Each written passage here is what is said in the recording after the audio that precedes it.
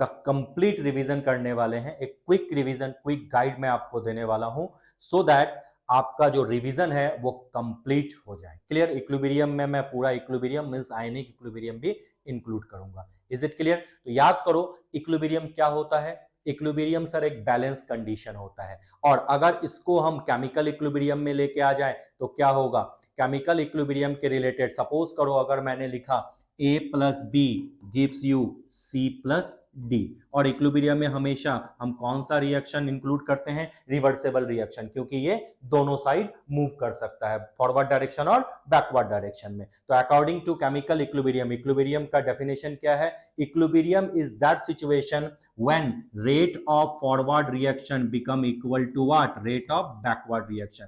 जब फॉरवर्ड और बैकवर्ड दोनों इक्वल हो जाए तो इक्विलिब्रियम स्टैब्लिश हो जाएगा। याद आया? हाँ सर बिल्कुल। जैसे अगर मैं इसको ग्राफ से देखूं तो आपको पता है with time concentration of reactant decrease and with time concentration of product क्या, इंक्रीज। जहां पे ये लाइन सीधी हो जाए समझ जाना वो कौन सा जोन आ गया, इक्विलिब्रियम जोन आ गया।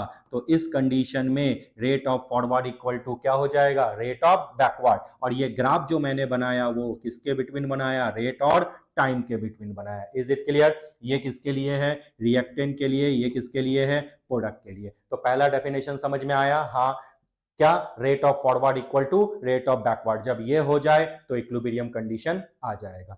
दूसरा डेफिनेशन याद करो, equilibrium is that condition where the concentration of reactant and product become constant. मैंने ये नहीं बोला become equal, become what, constant, means अब इसमें फर्दर कोई चेंजेस नहीं आएंगे।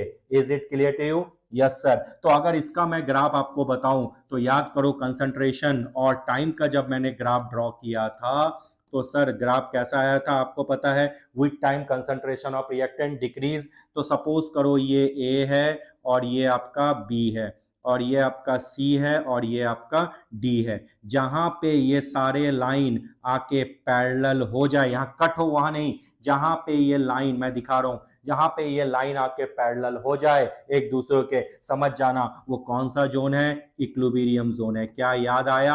हाँ सर बिल्कुल याद आ गया। क्लियर? ये ए मान लिया मैंने, ये बी मान लिया, ये सी मान लिया और ये मैं क्या, डी मान लिया। तो क्या दोनों डेफिनेशन केमिकल इक्विलिब्रियम में हमें समझ में आ गया है क्या इक्विलिब्रियम का डेफिनेशन होता है? हाँ सर बिल्कुल समझ में आ गया।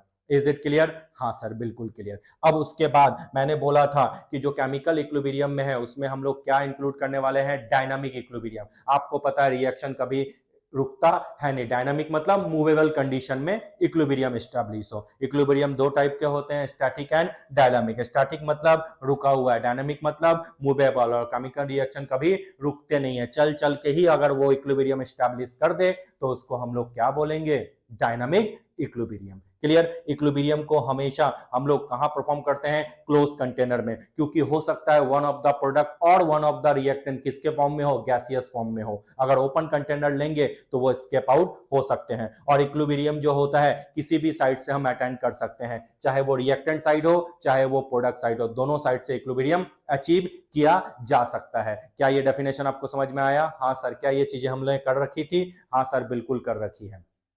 क्लियर? चलिए उसके बाद क्या आता था इक्विलिब्रियम में, लॉ ऑफ मास एक्शन आता है। तो अब लॉ ऑफ मास एक्शन क्या है जल्दी से बता दो। लॉ ऑफ मास एक्शन कहता है किसी भी रिएक्शन में जो रेट होगा वो डायरेक्टली प्रोपोर्शनल होगा कंसंट्रेशन ऑफ रिएक्टेंट के, पावर रेस टू कुछ भी m और n। Is it clear?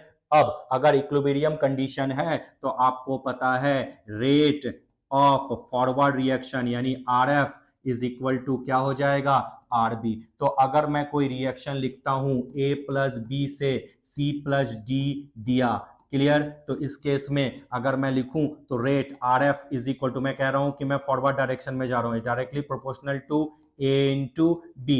अगर मैं इसको रिवर्स कर दूं तो C प्लस डी से क्या बन गया, A plus B. Is it clear? तो ये बैकवर्ड गया तो क्या लिखेंगे, RB is directly proportional to C into D. दोनों को क्लब कर दिया क्योंकि आपको पता है इक्विलिब्रियम एस्टैब्लिश करने के लिए हमें कौन सा रिएक्शन चाहिए, रिवर्सेबल रिएक्शन चाहिए। मतलब अब हम कहते हैं कि अगर इक्विलिब्रियम एस्टैब्लिश हो गया at equilibrium, rate of forward is equal to क्या हो जाएगा, जल्दी बताओ सर, रेट ऑफ बैकवर्ड के इक्वल हो जाएगा। क्या समझ में आया?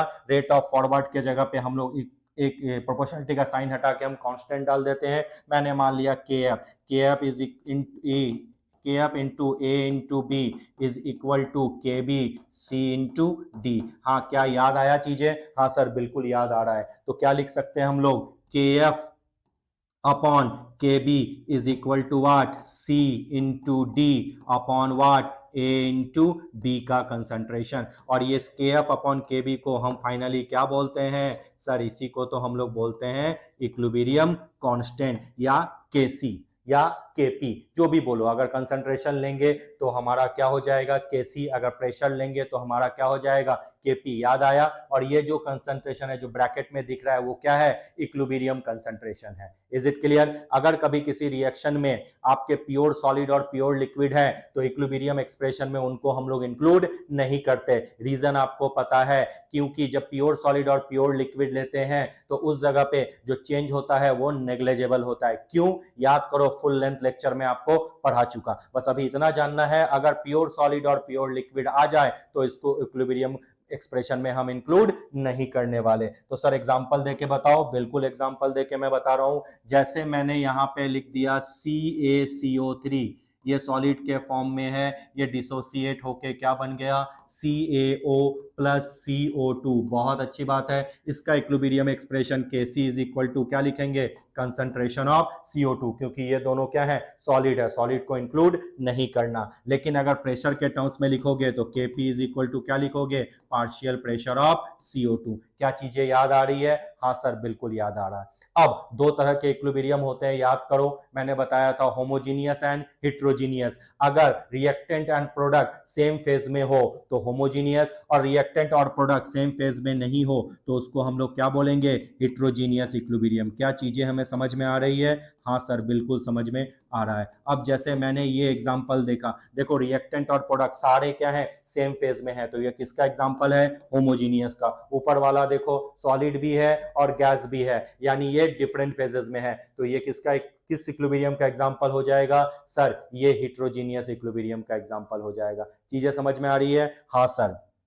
केसी और केबी का एक्सप्रेशन आपको समझ में आ गया सर? केसी, केपी, उसके बाद केएक्स और केएन, ये बहुत सारे होते हैं, लेकिन बेसिकली हमें फोकस करना है केसी और केपी पे। हाँ सर, अगेन फिर से रिवाइज करो। इक्विलिब्रियम क्या होता है? एक बैलेंस सिचुएशन होता है। हाँ सर, इक्विलिब्रियम फिजिकल प्रोसेस में भी हम लोग अटेंड कर सकते हैं और केमिकल प्रोसेस में भी अटेंड कर सकते हैं। अगर मैं केमिकल इक्विलिब्रियम की बात करूं तो डेफिनेशन क्या होगा? Equilibrium is that situation when rate of forward reaction equal to rate of backward reaction, और equilibrium is that condition when concentration of reactant and product become constant. Equilibrium को हमेशा कहां अटेंड करते हैं? क्लोज कंटेनर में। Equilibrium both side से achieve हो सकता है, या तो रिएक्टेंट साइड से या तो प्रोडक्ट साइड से, मींस या तो फॉरवर्ड साइड से या तो बैकवर्ड साइड से। Is it clear? Good. Equilibrium दो टाइप के होते हैं, होमोजीनियस और हेट्रोजीनियस। अगर रिएक्टेंट और प्रोडक्ट सेम फेज में हो तो होमोजीनियस, और अगर रिएक्टेंट और प्रोडक्ट सेम फेज में नहीं हो, डिफरेंट फेजेस अगर इंक्लूड हो सिस्टम में, तब हम लोग क्या बोलेंगे? हेट्रोजीनियस। जब इक्विलिब्रियम एक्सप्रेशन लिखते हैं तो प्योर सॉलिड और प्योर लिक्विड को हम लोग इंक्लूड नहीं करते। और ये जो ब्रैकेट का मतलब होता है वो क्या है? एक्टिव मास, मींस जो एक्टिवली प्रेजेंट होता है। ना तो इनिशियल लेंगे ना तो फाइनल लेंगे, जो रिएक्शन के ड्यूरिंग एक्टिवली प्रेजेंट होता है। यानी हम कह सकते हैं घुमा फिरा के जब इक्विलिब्रियम हम एक्सप्रेशन लिखते हैं तो हम लोग इक्विलिब्रियम कंसंट्रेशन लेते हैं रिएक्टेंट एंड प्रोडक्ट का। Is it clear? हाँ सर, बिल्कुल क्लियर है। अब उसके बाद मैंने बताया था केपी और केसी में relation. Sir KP is equal to आपने बताया था KC RT to the power delta NG. Delta NG मतलब क्या होता है? Number of moles of product minus number of moles of reactant. इस केस में अगर डेल्टा एनजी याद करो अगर 0 हो जाए तो आपको डायरेक्टली लिख देना है Kp equal to what? Kc। याद आया? बिल्कुल सर। अब अगर डेल्टा एनजी पॉजिटिव हो या ग्रेटर देन 0 हो जाए तो इस केस में हम क्या बोलेंगे? Kp is greater than Kc। अब डेल्टा एनजी लेस देन 0 हो या नेगेटिव बोल दो, इस केस में हम लोग क्या बोलेंगे? Kp is less than Kc। तो रिएक्शन देख के ही बिना सॉल्व करके हम बता सकते हैं कब Kp ज्यादा कब Kp कम। गुड। अब अगर मैं बात करूं केपी और केसी के यूनिट की, तो आपको पता है केसी का यूनिट क्या लिखते हैं हम लोग, ब्रैकेट। ब्रैकेट का मतलब याद करो, मैंने बताया था मोल per litre to the power क्या, डेल्टा एनजी। डेल्टा एनजी की वैल्यू अगर हम पुट कर दें तो केसी का भी यूनिट मिल जाएगा। और अगर केपी की बात करें तो केपी क्या होता है, प्रेशर लेते हैं, प्रेशर का यूनिट क्या होता है, एटीएम। एटम नहीं, ATM. ATM to the power delta NG. क्या पुट करेंगे हमें मिल जाएगा, हाँ सर बिल्कुल हमें मिल जाएगा। और आपको पता है इक्विलिब्रियम कांस्टेंट क्या होते हैं, फंक्शन ऑफ टेम्परेचर होते हैं। अगर टेम्परेचर चेंज होगा तो इक्विलिब्रियम कांस्टेंट की वैल्यू क्या होगी, चेंज होगी। क्या मैंने समझाया था, हाँ सर बिल्कुल समझाया था। अब जैसे अगर अब जो टेम्परेचर के फंक्शन है उसमें हमें देखना है रिएक्शन एक्सोथर्मिक है या एंडोथर्मिक है, तो उसके अकॉर्डिंग टेम्परेचर का इंपैक्ट होता है। और इस इंपैक्ट को हम लोग किससे ढूंढते हैं, वेन टॉप इक्वेशन से। क्या चीजें याद आ रही है, हाँ सर याद आ रही है। अगर एक्सोथर्मिक रिएक्शन है तो with rise in temperature equilibrium constant की वैल्यू इंक्रीज नहीं क्या होगी, डिक्रीज होगी। अगर एंडोथर्मिक रिएक्शन है तो with rise in temperature equilibrium constant की वैल्यू क्या होगी, इंक्रीज होगी। इसलिए जब हम लोग ग्राफ बनाते थे तो आपको याद होगा एंडोथर्मिक के लिए ग्राफ अप डाउन अप होता था और एक्सोथर्मिक के लिए ग्राफ क्या होता था, डाउन होता था। क्योंकि विथ राइज इन टेम्परेचर जो इक्विलिब्रियम कांस्टेंट है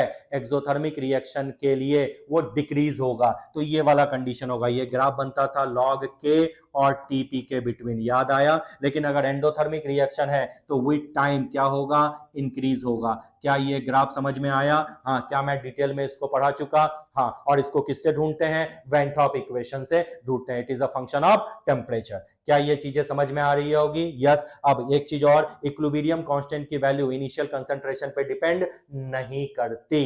क्लियर। अगर हम लोग उसमें किसी सिस्टम में इक्विलिब्रियम में है लेकिन हमने उसके टेम्परेचर, प्रेशर या कंसंट्रेशन में अगर चेंज कर दिया तो इक्विलिब्रियम अब क्या होगा, या तो फॉरवर्ड शिफ्ट हो सकता है या तो बैकवर्ड शिफ्ट होगा to adjust this value, to undo this value. क्या इस प्रिंसिपल को हम लोग ली सैटेलियर प्रिंसिपल बोलते थे, हाँ सर ली सैटेलियर प्रिंसिपल बोलते थे। याद आया, चीजें समझ में आ रही है, बिल्कुल। अब इक्विलिब्रियम कांस्टेंट का एक्सप्रेशन हम कैसे लिख सकते हैं, जैसे मैंने कोई एक रिएक्शन ले लिया, जैसे मैंने ले लिया H2 plus I2, clear, it gives what, HI। Sir बहुत अच्छी बात है, ये क्या दे दिया, HI गिवन है। तो इस केस में मैंने मान लिया T इज इक्वल टू 0, इसका कंसंट्रेशन 1 और ये इनिशियल कंसंट्रेशन है। जब time T is equal to T equilibrium हो तो क्या लिखेंगे, 1 minus X, means X amount decrease किया। यहाँ कितना बना, एक्स कितने मोल है, 2, तो क्या लिखते हैं 2x। अब केसी का एक्सप्रेशन डायरेक्टली हम लोग लिख सकते हैं क्या,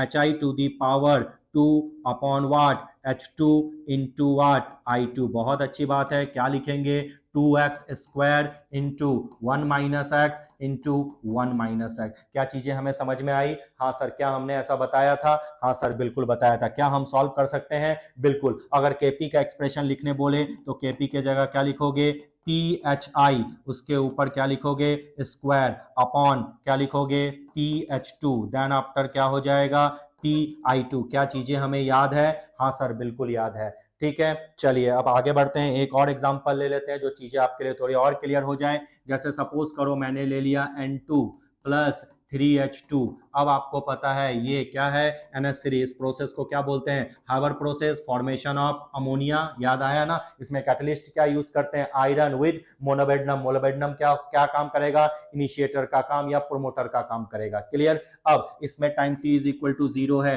मैंने 1 लिया, इसके 3 मोल है तो मैंने 3 ले लिया। और यहाँ पे क्या 0, वॉल्यूम कंसंट्रेशन, वॉल्यूम 1 लीटर है तो आपको पता है N/V यानी कंसंट्रेशन भी वही रहेगा। Time T is equal to T equilibrium, यहाँ क्या लिखेंगे 1 माइनस एक्स, यहाँ क्या लिखेंगे 3 माइनस क्या x लिखेंगे, नहीं, कितने मोल है, 3 मोल है तो क्या लिखेंगे 3 माइनस 3x। कितने मोल बना 2NH3, तो x लिखेंगे या 3x लिखेंगे, सर दोनों में से कुछ भी नहीं लिखेंगे। 2 मोल है तो क्या लिखेंगे 2x। क्या इक्विलिब्रियम एक्सप्रेशन में हम लिख सकते हैं, इसको अरेंज कर सकते हैं, हाँ बिल्कुल अरेंज कर सकते हैं। चीजें समझ में आ रही है, हाँ सर। मैं थोड़ा फास्ट हूं because it is a quick revision, चीजों को आप लोग को एक बार में समझ में आ जाना चाहिए। तो चलिए अब अब जो है क्या होता है कि एप्लीकेशन ऑफ इक्विलिब्रियम कांस्टेंट क्या होता है सर? एप्लीकेशन इक्विलिब्रियम कांस्टेंट क्या होगा? याद करो पहला क्या बोला था, it helps to find out the extent of reaction. अब अगर Kc की वैल्यू ज्यादा हो जाए, सपोज अगर Kc की वैल्यू ग्रेटर देन 10⁻³ हो, तो रिएक्शन क्या होगा, नियर टू कंप्लीशन, यानी प्रोडक्ट क्या होंगे, डोमिनेट करेंगे। दूसरा, अगर Kc की वैल्यू लेस देन 10⁻³ हो, तो इस केस में कौन डोमिनेट करेंगे सर? रिएक्टेंट डोमिनेट करेंगे, मींस रिएक्शन रियरली प्रोसीड। अब जो अप्रिशिएबल अमाउंट हो, यानी अगर Kc की वैल्यू 10⁻³ से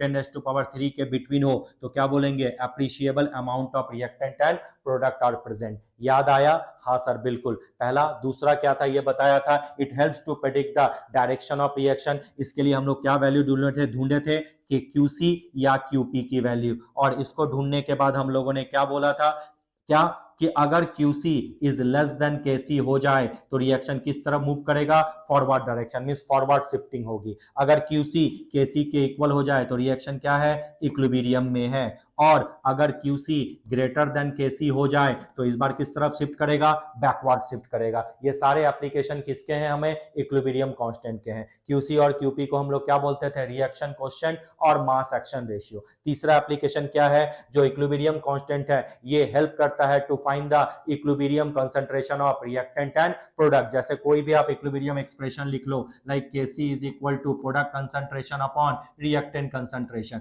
अगर Kc की वैल्यू गिवन है तो आपको पता है, सपोज मैंने प्रोडक्ट कंसंट्रेशन ले लिया x और रिएक्टेंट ले लिया 1 - x, तो Kc की वैल्यू पुट करके क्या हम x की वैल्यू ढूंढ सकते हैं? हाँ सर बिल्कुल ढूंढ सकते हैं। और जैसे ही ढूंढ लिया तो आपको पता है अगर x मिल गया तो प्रोडक्ट का भी इक्विलिब्रियम कंसंट्रेशन मिल गया और रिएक्टेंट का भी इक्विलिब्रियम कंसंट्रेशन मिल गया। क्या चीजें हमें समझ में आई? हाँ सर बिल्कुल समझ में हमें आ गई है। अब दूसरा, अब नेक्स्ट क्या है, अगर सपोज करो कोई रिएक्शन है, वो उससे क्या बना, A से B बना, सपोज इसका इक्विलिब्रियम कांस्टेंट क्या है, K। एम आई राइट? अब इसको मैं रिवर्स कर दूं, अब B से A बना, तो बताओ न्यू इक्विलिब्रियम कांस्टेंट ओल्ड का क्या होगा, तो new K dash is equal to inverse of what, K, यानी ये इसका क्या है, रेसिप्रोकल है। याद आया चीजें? बिल्कुल। अगर कोई रिएक्शन है, A से क्या बन गया, जल्दी बोलो, B। अगर इसका इक्विलिब्रियम कांस्टेंट K है और इसको मैंने मल्टीप्लाई कर दिया किसी फैक्टर n से, तो बताओ न्यू इक्विलिब्रियम कांस्टेंट क्या होगा, K dash is equal to K to the power क्या हो जाएगा, n हो जाएगा, पावर में आ जाएगा। अगर मैंने डिवाइड किया 1/n से कोई फैक्टर, सो इस केस में जल्दी बताओ K डैश क्या हो जाएगा sir, K dash is equal to K to the power 1/n। चीजें हमें समझ में आ रही है? क्या हम रिलेट कर पा रहे हैं? हाँ सर बिल्कुल हम रिलेट कर पा रहे हैं। तो चलिए नेक्स्ट आ जाते हैं। नेक्स्ट आ जाते हैं कि effect of catalyst on equilibrium. तो याद रखना, कैटलिस्ट दो तरह के होते हैं, पॉजिटिव और नेगेटिव कैटलिस्ट। जनरली मैं जो बोल रहा हूं वो पॉजिटिव कैटलिस्ट के बारे में ही बोलूंगा। क्लियर? अगर मैं कैटलिस्ट ऐड करूं रिएक्शन में तो रिएक्शन की स्पीड बढ़ेगी, इक्विलिब्रियम पे कोई इंपैक्ट नहीं आएगा। फिर से मैं रिपीट कर रहा हूं, अगर कैटलिस्ट डालता हूं मैं किसी रिएक्शन में तो रिएक्शन की स्पीड बढ़ेगी, इक्विलिब्रियम पे कोई इंपैक्ट नहीं आएगा। और इवन कैटलिस्ट रिएक्शन में कंज्यूम भी नहीं होता। Is it clear? अब कैटलिस्ट रिएक्शन की स्पीड को कैसे बढ़ाता है, उसकी एक्टिवेशन एनर्जी को क्या करता है, कम कर देता है, अगर पॉजिटिव कैटलिस्ट की बात करूं। क्लियर? तो अगर पॉजिटिव कैटलिस्ट हो तो रिएक्शन का रेट हमेशा क्या होता है, increase by decreasing the energy of activation. अब एनर्जी ऑफ एक्टिवेशन से हम लोग delta H, means delta H की वैल्यू नेगेटिव भी आ सकती है और डेल्टा एच की वैल्यू पॉजिटिव भी आ सकती है, यानी ये एक्सोथर्मिक भी हो सकता है और एंडोथर्मिक भी हो सकता है। अब delta H is equal to होता है energy of activation of forward reaction minus energy of activation of backward reaction. इसको डिटेल में आप केमिकल काइनेटिक्स में भी पढ़ोगे कि एक्टिवेशन एनर्जी कैसे ढूंढते हैं। हाँ, तो इन दोनों की वैल्यू से या तो डेल्टा एच पॉजिटिव आएगा या तो डेल्टा एच क्या आएगा, नेगेटिव आएगा। अब इक्विलिब्रियम कांस्टेंट का हम लोग किसके साथ रिलेशन एस्टैब्लिश करेंगे,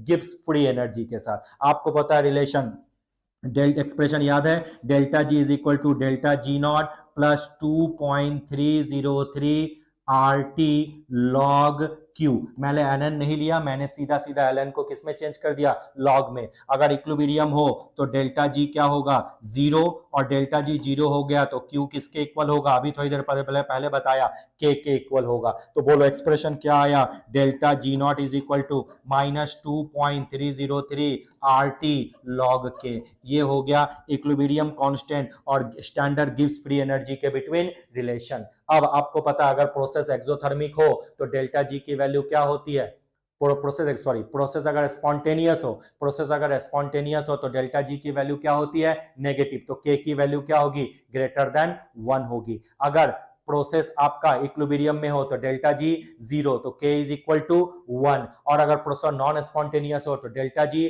पॉजिटिव, तो के क्या होगा, लेस देन 1 होगा। क्या ये चीजें आ गई, हाँ। उसके बाद अब क्या बचा मेरे पास, ली सतेलियर प्रिंसिपल। क्या हमें ली सतेलियर प्रिंसिपल याद है, ये बताता है effect of concentration change, effect of pressure change और effect of temperature change. Suppose करो एक रिएक्शन है N2, याद करो, हाँ सर याद है, N2 प्लस 3H2, इससे क्या बन गया सर, इससे बन गया 2NH3। यस सर, बहुत अच्छी बात है। अब मैं बोलूं कि मुझे इक्विलिब्रियम को राइट साइड शिफ्ट करना है, और इसमें मैं बोलता हूं ये एक्सोथर्मिक रिएक्शन है। अगर इक्विलिब्रियम को मुझे राइट साइड शिफ्ट करना है तो बोलो इफेक्ट ऑफ प्रेशर क्या होगा, प्रेशर इंक्रीज या डिक्रीज। आपको पता है कि अगर मुझे इक्विलिब्रियम को राइट साइड शिफ्ट करना है, यानी लेसर नंबर ऑफ मोल्स की तरफ जा रहे हैं, लेसर नंबर ऑफ मोल्स की तरफ जाएंगे तो प्रेशर क्या करना होगा, इंक्रीज करना होगा। अगर मुझे इक्विलिब्रियम को लेफ्ट साइड अगर करना होता, तो अगर लेफ्ट साइड करना होता तो हम लोग हायर नंबर ऑफ मोल्स की तरफ जा रहे हैं, 3 + 1 4, तो प्रेशर क्या करना होगा, डिक्रीज करना होगा। क्या दोनों साइड समझ में आया,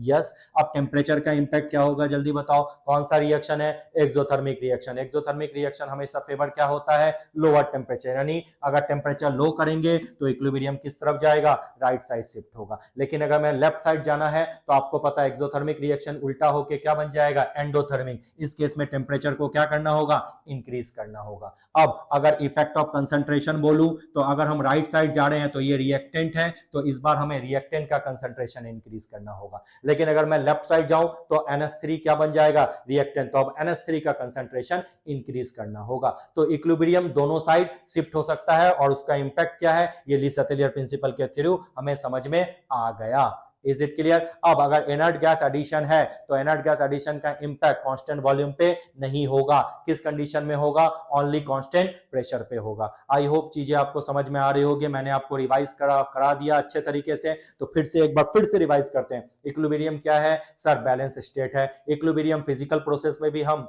अप्लाई कर सकते हैं, केमिकल प्रोसेस में भी अप्लाई कर सकते हैं। अगर केमिकल इक्विलिब्रियम की बात करूं तो इक्विलिब्रियम एक ऐसा कंडीशन है जहां RF इक्वल टू RB है, या इक्विलिब्रियम एक ऐसा कंडीशन है when concentration of reactant and product become constant. Law of mass action क्या है, rate of any chemical reaction is directly proportional to the concentration of reactant power raise to stoichiometric coefficient. अगर मैं इसको आगे बढ़ाऊं, equilibrium condition पे ले आऊं तो RF इक्वल टू RB, तो जो इक्विलिब्रियम एक्सप्रेशन आएगा KC इज इक्वल टू, वो क्या आ जाएगा, KF अपॉन KB, यानी concentration of product upon concentration of reactant. ये जो कंसंट्रेशन है वो क्या है, इक्विलिब्रियम कंसंट्रेशन है। इक्विलिब्रियम बेसिकली दो टाइप के होते हैं, क्या क्या होते हैं, होमोजेनियस एंड हेट्रोजेनियस। अगर रिएक्टेंट और प्रोडक्ट सेम फेज में है तो होमोजेनियस, रिएक्टेंट और प्रोडक्ट डिफरेंट फेज में है तो heterogeneous equilibrium. Clear to you, हाँ सर बिल्कुल समझ में आया। केपी और केसी में क्या रिलेशन है, KP is equal to KC RT to the power delta NG. Delta NG क्या है, प्रोडक्ट ऑफ